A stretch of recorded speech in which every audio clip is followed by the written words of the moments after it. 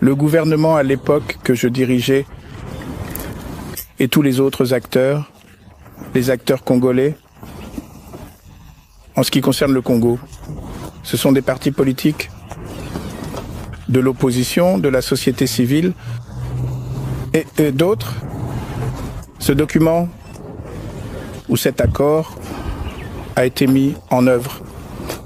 Sa mise en œuvre a pris quelques années. Nous sommes passés d'un simple accord ou de ce document à un gouvernement de transition qui a été mis en place pendant 3 ans. Après cela, le gouvernement était en place. Les élections ont eu lieu. Avant les élections, une constitution a été adoptée. Et après l'adoption de cette constitution, des élections ont été organisées, les toutes premières élections libres et équitables. Après 1960, et des élections successives ont été organisées. Donc, la mise en œuvre de cet accord était proche de 100%, ce qui signifie que nous sommes passés de un gouvernement de transition à un gouvernement élu, des institutions élues, jusqu'à ce que nous quittions nos fonctions en 2019. Donc le document, où l'argument a été entièrement mis en œuvre. Merci beaucoup. C'est Diane Dangobo de Newsroom Africa. J'ai plusieurs questions. Si vous pouviez nous dire quelle était la nature de vos discussions avec le président Mbeki tout à l'heure et qu'est-ce qui vous a amené en Afrique du Sud pour avoir cette réunion en particulier. Mais aussi, peut-être pouvez-vous nous donner votre évaluation sur les raisons pour lesquelles la situation dans l'Est de la RDC reste si fragile. Juste hier, le M23 a déclaré qu'il ne participerait pas lors de la réunion à Luanda. Alors, comment résolvez-vous cela si les gens ne veulent pas se rassembler autour de la table? Et enfin, de mon côté, que pensez-vous du retrait des troupes semi-RDC? Quelles pensez-vous que seront les conséquences de ce retrait dans les efforts pour obtenir la paix là-bas? Eh bien, ce sont beaucoup de questions. Je ne pense pas me souvenir de tous, mais merci. Mais ma réunion avec l'ancien président Mbeki découle d'une invitation.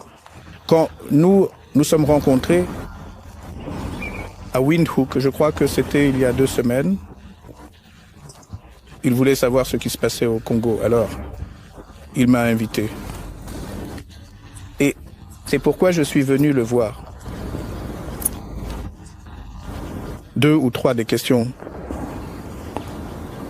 Je ne suis pas le porte-parole du M23. Alors, pourquoi n'ont-ils pas assisté à la réunion ou pas? Je ne suis pas très confiant à ce sujet. Ils ont certainement leurs raisons. Et vous pourriez avoir d'autres moyens de leur poser des questions. Mais quelle était la 3e question? La 3e était, qu'est-ce que vous croyez? Les conséquences du retrait de la semi-RDC de l'Est de la RDC vont être importantes, étant donné à quel point la situation reste fragile. Et vous savez, les personnes qui sont censées être autour de la table ne viennent pas à la fête. Je n'ai pas suivi de très près la situation ou le déploiement. Et bien sûr l'annonce du retrait de certaines forces en RDC. Notre point de vue a toujours été, et c'est ce que j'ai dit il y a quelques semaines, cela, en considérant la situation, la solution que nous avons adoptée. Il y a longtemps, en 2002-2003, parce qu'à l'époque, nous avions aussi une situation presque similaire, où vous avez une multitude de forces armées, divers groupes armés. Aujourd'hui, ce qui est nouveau, c'est que vous avez maintenant des mercenaires qui ont été engagés par les forces gouvernementales. Notre attitude à l'époque était de demander à chacun de partir, chaque force. C'était de partir. Et c'est exactement ce qui s'est passé. Et c'est ce qui, je crois, a directement ou indirectement facilité le processus de paix qui a commencé immédiatement après. Mais est-ce la même solution que nous pouvons appliquer à la situation actuelle? Quoique c'est en partie vrai, oui. On peut appliquer la même solution, mais en considérant que le problème est beaucoup plus profond que ce que tout le monde le pense, vous devez vous plonger dans les dynamiques internes de ce qui se passe au Congo et laisser de côté ce jeu de blâme en pensant que tout ce qui se passe est le résultat de quelqu'un d'autre. À un moment donné, nous devons nous demander, n'est-ce pas nous le problème ou notre problème? Et comment le résolvons-nous en tant que Congolais? Alors, quelles sont les conséquences de le retrait de Samir RDC? Eh bien, je ne vois pas de perturbation majeure dans la mesure où, en ce qui concerne le retrait, parce que ce sont des forces, à ma connaissance, qui ont été déployées dans une zone donnée, qui est les zones autour de Goma. Y a-t-il des implications au-delà de cela? Eh bien, le temps nous le dira probablement. Monsieur, ancien président, merci de nous accorder du temps. Je m'appelle Moloko de l'ENCEA. Je veux juste comprendre, étant donné que vous avez convoqué une réunion avec les leaders de l'opposition en RDC et la société civile au début de ce mois, comment voyez-vous cela, ou peut-être quelles étaient les solutions proposées par cette réunion particulière pour résoudre la crise là-bas?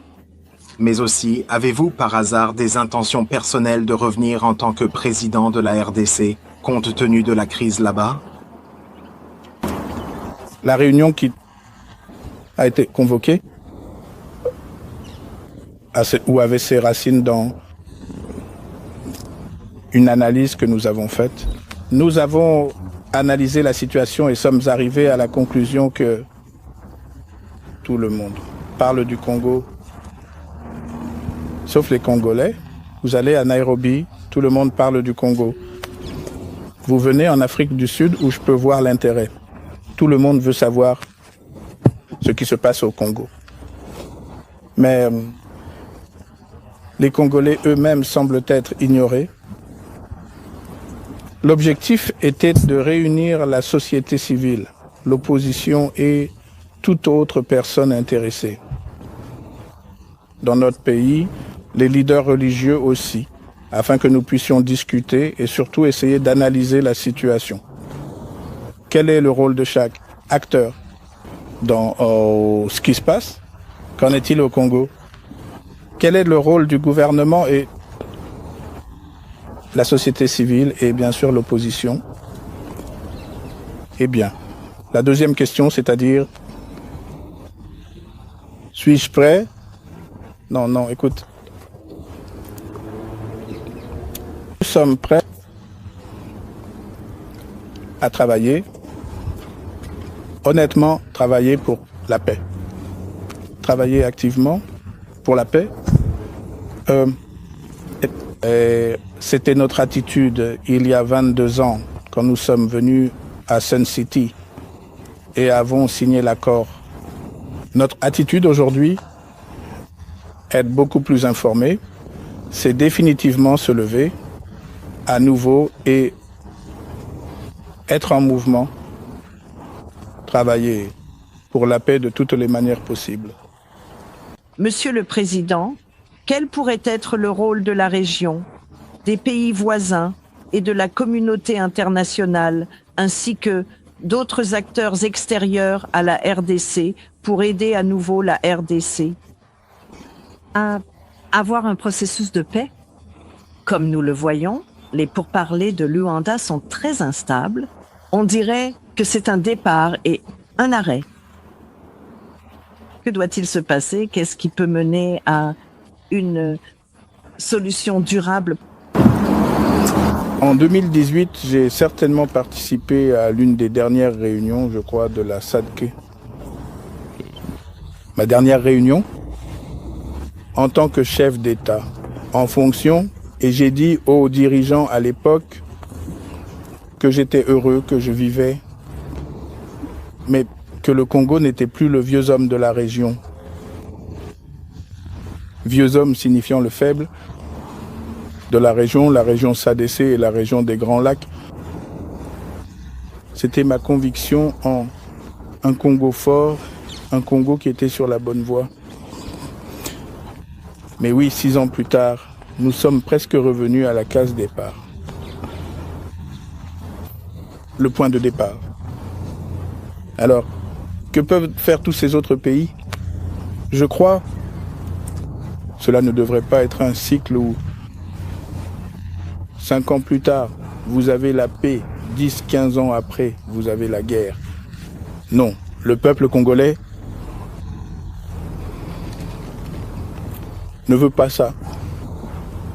Je crois que nous devons revenir aux fondamentaux pendant près de 16-17 ans, le Congo était pas 100% stable, mais assez stable pour qu'il avance en ce qui concerne le développement économique et d'autres domaines. Alors, que faisons-nous? Je crois que nous devons revenir aux fondamentaux. Les fondamentaux, c'est-à-dire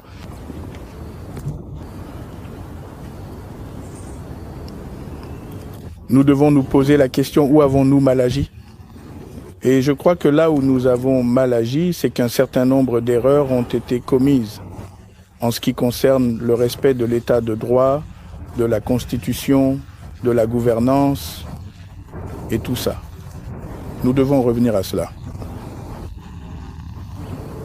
Et les pays de la région ou les voisins régionaux du Congo font probablement la même chose. Qu'en 2002, soutenez un processus ou un processus de paix et avancez. Vous avez parlé de la fragilité du processus de paix à Luanda. Je crois que ce sont juste les dynamiques. Les gens n'ont pas encore lubrifié la machine. Mais espérons que les choses reviendront sur les rails et les gens commenceront à parler honnêtement de paix. Monsieur Nelly Payton de Reuters, que répondez-vous à l'accusation du président Tshisekedi? Vous seriez un complice de l'Alliance du fleuve Congo ou du M23? Et quelle est votre relation avec ces groupes? Si jamais je l'étais, le mot que vous utilisez, c'est quoi? Un complice, je crois. Eh bien, la situation n'aurait pas pu être ce qu'elle est. Ça aurait pu être très différent. Donc, ce sont juste les meilleurs. La prochaine fois que tu le vois, demande-lui de te donner la preuve de ce qu'il a dit. Donc, c'est tout ce que je peux dire. Regrettes-tu d'avoir soutenu le président Tshisekedi pendant son tout premier mandat présidentiel, en dépit des controverses et des défis rencontrés durant cette période, et malgré les critiques qui ont été formulées par certains opposants? Je ne vis pas avec des regrets, non. On fait des erreurs dans la vie, elles te rendent plus fort. Et si tu es faible, elles te rendent plus faible. Je crois que je suis plus fort maintenant grâce aux erreurs que nous avons commises. C'est à nous de corriger ces erreurs. Dernière question, deux autres questions. Et ensuite, n'abusons pas de la vitalité de la Fondation. Maintenant, c'est un dictateur. 4 autres questions, oui. Des rumeurs. Aujourd'hui, il y a des rumeurs qu'il pourrait y avoir un coup d'État ou une rébellion au Katanga. Penses-tu qu'il y a un risque de cela? Eh bien, le risque est présent dans tout le pays, pas seulement au Katanga. En ce qui concerne le Rwanda, qui a été accusé, au moins par Pretoria, par le président Cyril Ramaphosa, de soutenir le M23. Quelle a été votre évaluation? Et s'ils ont effectivement un rôle dans la déstabilisation de votre pays, comment la communauté internationale devrait-elle alors agir à leur égard? Eh bien, je n'ai pas entendu le président Ramaphosa et je ne vais pas soit soutenir, soit contredire ce qu'il a dit. Je ne l'ai pas entendu. Mon attitude face à tout ce qui se passe, je peux le résumer en une seule question. Si je suis faible, de qui est-ce la faute? Est-ce la faute de mon voisin ou de mon ennemi? Ou est-ce ma faute? Si et quand vous répondrez à cette question, alors vous trouverez certainement une solution au problème que vous avez. Et le Congo ne peut pas continuer à être ce pleurnichard dans la région. Parler de sa faiblesse et de la force des autres, cela, pour moi, n'est pas la bonne approche. Alors, comment la communauté internationale gère-t-elle la situation? Eh bien, je ne fais pas partie de cette communauté internationale en particulier. Mais en tant que Congolais, ce qui m'intéresse, et ce qui intéresse le peuple congolais, c'est comment nous gérons la situation, avec la situation nous-mêmes. Et je crois que cela devrait être le point de vue à partir duquel nous devrions regarder les choses. Dans le cadre des solutions que vous pensez devoir être mises en œuvre en RDC, cela inclut-il un processus de construction nationale et à quoi cela ressemblerait-il et qui en ferait partie? Nous avons parlé plutôt de l'accord de Sun City. L'accord de Sun City a posé les bases de ce que l'on pourrait appeler un processus de construction nationale. Je ne pense pas que qui que ce soit, les médiateurs, les facilitateurs feront quoi que ce soit de mieux que ce que nous avons fait. À Sun City, je doute qu'ils fassent cela. Et c'est pourquoi j'ai parlé de revenir aux bases, parce qu'à partir de cet accord particulier, nous en sommes sortis. Trois ans plus tard, avec la Constitution qui a posé les bases de ce dont vous parlez, la construction nationale, la construction d'institutions, les élections, et le reste était censé suivre. Donc pour moi, cela pourrait être l'approche. Des millions de kilomètres carrés du Congo sont à risque, donc à risque d'une rébellion ou d'une critique, à risque de troubles n'importe où au Congo. Donc, ce n'est pas seulement le Katanga ou une région donnée. Juste une dernière de ma part. Penses-tu que ton successeur, le président Tshisekedi, fait partie du problème actuel et tant qu'il est en poste, peut-être que ces problèmes ne seront jamais résolus. C'est ton impression, mais aussi si tu devais expliquer en termes simples à un étranger certains des problèmes pertinents auxquels ton pays est confronté, tu dirais que le problème est ici. Ce sont les ressources. Et, bien sûr, nous voyons comment ce problème se manifeste. Eh bien, je vais conclure en disant ceci. Je crois que le problème au Congo, tu l'as dit à juste titre, le problème c'est le président Félix. La solution c'est le président Félix. Alors, comment comprends-tu cela? Comment fais-tu pour le tourner à gauche et à droite? À toi de voir. Mais des décisions critiques doivent être prises. Ça, mais... et en des temps critiques, il faut prendre des décisions critiques et ce sont des temps critiques pour le Congo. Mais en ce qui nous concerne, eh bien, comme je l'ai dit, nous avons l'intention d'être très impliqués dans tout ce qui se passe, surtout en ce qui concerne la paix.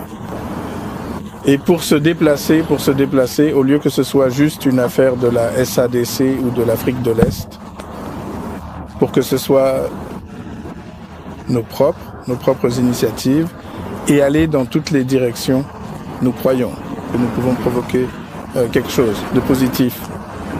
Un changement positif, des nouvelles positives, que ce soit à l'Est, ce que nous nous préparons à faire, que ce soit dans le Sud, dans le Nord, et le Ouest. Merci. Merci beaucoup.